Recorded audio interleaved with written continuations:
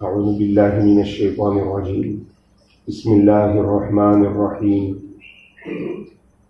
قل إنني هداني ربي إلى صراط مستقيم دينا قيما ملة إبراهيم حنيفا وما كان من المشركين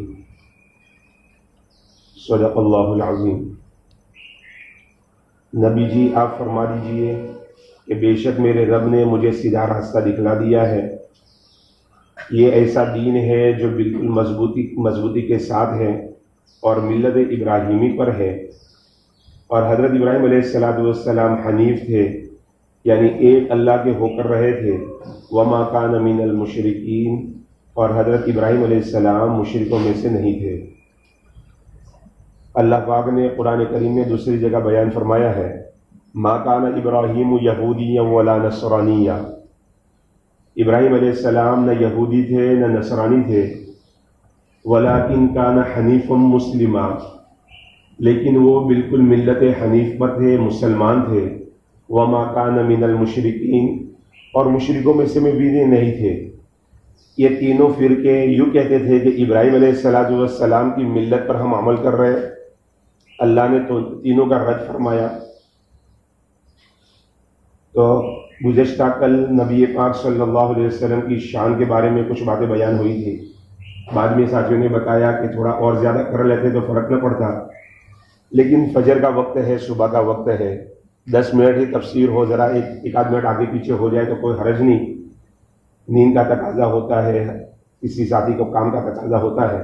بہرحال اللہ کے حبیب صلی اللہ علیہ وسلم کی شان اللہ نے تمام انبیاء علیہ السلام پر بلند فرمائی ہے۔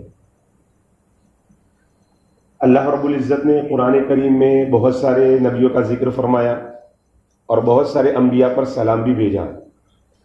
جب دوسرے نبیوں پر سلام بھیجنے کی باری آئی تو اللہ تعالیٰ مختصر سلام بھیج رہے، جیسے اللہ تعالیٰ نے فرمایا سلام علی ابراہیم، ابراہیم علیہ السلام پر ہمارا سلام۔ کہیں فرمایا سلام علی موسیٰ و ہارون، موسیٰ اور ہارون علیہ السلام پر سلام۔ کہیں فرمایا سلام علی الیاسین، الیاس علیہ السلام پر ہمارا سلام۔ مختصر سلام، مختصر سلام۔ لیکن جب اللہ کے حبیب صلی اللہ علیہ وسلم کی باری آئی تو اللہ رب العزت نے کتنا اہتمام فرمایا، ان اللہ وملائکتہ یصلون علی النبی۔ سب سے پہلے اللہ رب العزت نے یہ بتلایا، یہ نبی اتنے بڑے شان والے ہیں کہ اس نبی پر رحمت ہم خود بھیجتے ہیں۔ ان اللہ، بے شک اللہ تعالیٰ، وملائکتہ، اور اس کے فرشتے، یصلون علی النبی، اپنے نبی پر درود پاک بھیجتے ہیں، یعنی رحمت کی دعا بھیجتے ہیں، رحمت کرتے ہیں۔ فرشتے رحمت کی دعا کرتے ہیں، اللہ رحمت بھیجتے ہیں۔ یا ایھا الذین آمنوا صلوا علیہ وسلموا تسلیما، لہذا اے ایمان والو تم بھی نبی پاک صلی اللہ تعالی علیہ وسلم پر صلاۃ السلام بھیجا کرو۔ صحابہ کرام نے پوچھا، یا رسول اللہ صلی اللہ علیہ وسلم سلام کیسے بھیجنا؟ وہ تو ہمیں سمجھ میں آ گیا، سلام کیسے بھیجنا وہ ہمیں سمجھ میں آ گیا۔ کیسے سمجھ میں آیا؟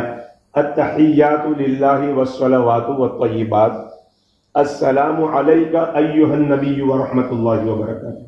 یہ سلام ہے، ہم کسی کو سلام کرتے ہیں، پورا سلام کریں گے تو کیا کریں گے؟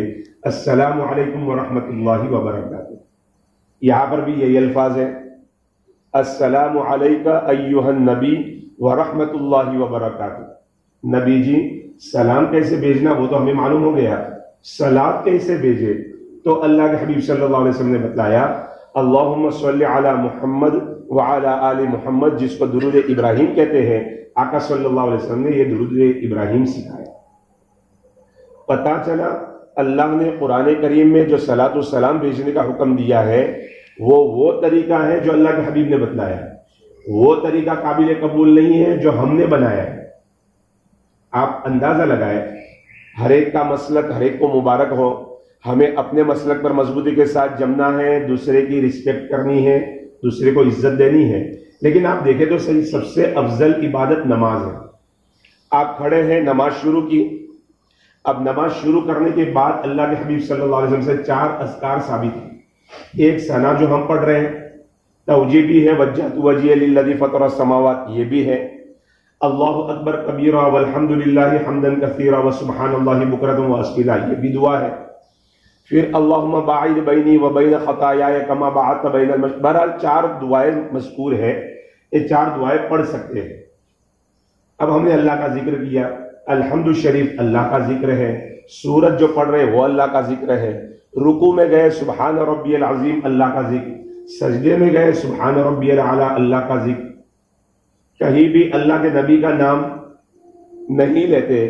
پھر اللہ کے نبی کے نام کے لیے اللہ نے ہمیں با ادب بٹھلایا کہ اتحیات میں بیٹھو، با ادب بیٹھو، اب میرے نبی پر سلام بھی بھیجو، صلات بھی بھیجو.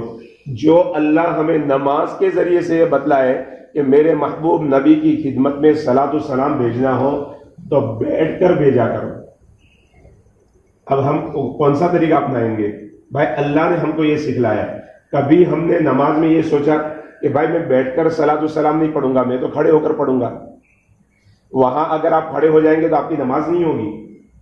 بہرحال درود پاک پڑھنے کا حکم ہے، صلاۃ و سلام پڑھنے کا حکم ہے، وہ صلاۃ و سلام جو اللہ کے حبیب ہمیں سکھلا کر گئے ہیں اور وہی مقبول ہے. لہذا درود پاک زیادہ سے زیادہ پڑھنا، اس کی عادت بنانا. اب رہا معاملہ یہ کہ اللہ کے حبیب صلی اللہ علیہ وسلم کی شان کو اللہ نے اس طرح سے بیان کیا کہ اللہ رب العزت بھی خود اپنے نبی پر رحمت بھیج رہے، فرشتے بھی بھیج رہے. آقا صلی اللہ علیہ وسلم کا فرمان ہے جب تک میں حیات ہوں مخلوق ساری، جیسے ایک جمعہ کے اندر غالباً دوسرے جمعہ میں بیان ہوا تھا کہ آقا صلی اللہ علیہ وسلم سفر میں ہیں، صحابہ کرام سے فرمایا یہاں پڑاؤ ڈال دو، یہاں ٹھہر جاؤ، جو کھانا ہے کھا لو، پھر آگے ہمیں کھانے کا موقع نہیں ملے گا. صحابہ کھانے کے لیے بیٹھتے ہیں، جب توشہ کھولا تو صرف روٹی ہے، سالن نہیں ہے. اللہ کے حبیب کی خدمت میں عرض کیا پیارے آقا سالن تو ہے نہیں. ابھی یہ باتیں ہو رہی تھی، اتنے میں ایک شہد کی مکھی آئی جو زور زور سے بنبنانے لگی. آقا نے فرمایا، صحابہ نے پوچھا کہ پیارے آقا یہ شور کیوں کر رہی ہے؟ اللہ کے حبیب صلی اللہ علیہ وسلم نے فرمایا یہ بات لے کر آئی ہے کہ پیارے آقا آپ کے صحابہ کے پاس سالن نہیں ہے، جبکہ قریب گار میں ہم نے چھتا لگایا ہے، شہد ہم اس کے اندر ہے، ہم لا نہیں سکتے، لہذا آپ کسی صحابی کو بھیج دیجئے تاکہ وہ ہماری مہمان نوازی قبول کرے. اللہ کے حبیب نے سیدنا علی رضی اللہ عنہ کو بھیجا. حضرت علی وہ شہد لے کر آئے، آقا نے صحابہ میں تقسیم کیا. پھر وہ مکھی آئی اور بنبنانے لگی اور آواز کرنے لگی. پھر صحابہ نے پوچھا پیارے آقا اب کیا شکایت ہے؟ کہا شکایت نہیں ہے، میں نے اس سے ایک سوال کیا تھا، وہ یہ جواب دینے کے لیے آئی ہے. سوال یہ تھا کہ تمہاری خوراک کیا ہے؟ تو اس مکھی نے یہ کہا تھا جنگل کے اندر جو پھول وغیرہ اگتے ہیں وہ ہماری خوراک ہے. تو اللہ کے حبیب صلی اللہ علیہ وسلم فرماتے ہیں میں نے اس سے سوال کیا تھا ہر پھول ذائقے دار تو نہیں ہوتا، ہر پھول میٹھا تو نہیں ہوتا، کڑوے بھی پھول ہوتے ہیں، پھر تم وہ رس چوستی ہو تو اتنا پیارا شہد کیسے بن جاتا ہے؟ تو وہ یہ جواب دے رہی ہے کہ ہمارا ایک سردار ہے، ایک امیر ہے، جب ہم رس چوس کر جاتی ہے تو ہمارا امیر آپ پر درود پاک پڑھنا شروع کرتا ہے، ہم بھی آپ پر درود پاک پڑھتی ہے، اس درود پاک کی برکت سے کڑوا رس بھی میٹھا شہد بن جاتا ہے. یہ ہے درود پاک کی برکت. بہرحال ایک سوال آیا اللہ والوں کی خدمت میں عیسائیوں کی طرف سے. سوال یہ آیا کہ دیکھو تمہارے نبی مدینہ پاک کے اندر دفن ہے، ہمارے نبی آسمان پر ہے اور وہ بھی دوسرے آسمان پر ہے، حضرت عیسیٰ علیہ السلام دوسرے آسمان پر ہے. پتہ یہ چلا کہ تمہارے نبی اللہ کی نگاہ میں اتنے بڑے مقام والے نہیں ہیں اس لیے زمین میں دفن ہوئے، ہمارے نبی عیسیٰ علیہ السلام کا مقام بہت بلند ہے اس لیے آسمانوں پر بلا لیا گیا. اب جواب کیا دیں گے؟ ایک طرح سے ایک پہلو سے دیکھیں تو بات صحیح ہے. بھائی آدمی کو اوپر اسٹیج پر اس کو بٹھایا جاتا ہے جو احترام کے قابل ہوتا ہے، جو خاص ہوتا ہے، ورنہ عام مجمع تو بیان کے لیے کرسیوں پر بیٹھتا ہے. لیکن اللہ والوں کو اللہ نے وہ علم دیا ہے. بہرحال اللہ والوں نے جواب دیا کہ یہ تمہاری غلطی ہے، تمہارے گھر میں ترازو ہے؟ جی ہے. اچھا یہ بتاؤ جب وزن زیادہ ہوتا ہے تو وہ ترازو اوپر جاتا ہے یا نیچے جاتا ہے؟ انہوں نے کہا نیچے جاتا ہے. کہا تمہارے نبی ایک ترازو میں، ہمارے نبی ایک ترازو میں، ہمارے نبی کا وزن اتنا زیادہ تھا کہ تمہارے نبی دوسرے آسمان پر پہنچ گئے.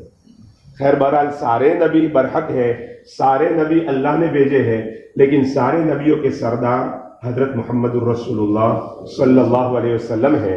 اب اتنی بڑی ہستی جب اللہ نے اس امت کو دی اللہ نے قرآن کریم کے اندر عجیب انداز سے بیان کیا، لقد من اللہ علی المؤمنین اذ بعث فیہم رسولا، او میرے محبوب کی امت تمہیں معلوم بھی ہے میں نے تمہیں کون سے نبی دے دیے۔ اب سوال یہ ہے یا اللہ نبی تو بہت سارے آپ نے بھیجے، تھوڑا سا علم حاصل کر لیتے اس معاملے میں، 1.25 لاکھ کم و بیش، 1,24,000 2,24,000 بہرحال جتنے بھی ہو 1.25 لاکھ کم و بیش انبیاء علیہ السلام دنیا کے اندر آئے۔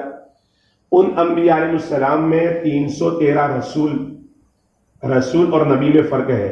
گھڑی اجازت نہیں دیتی، بڑی تیزی کے ساتھ جا رہی ہے۔ نبی عام نبی ہوتے ہیں جو دوسرے نبی کے پیغام کو آگے بڑھاتے ہیں۔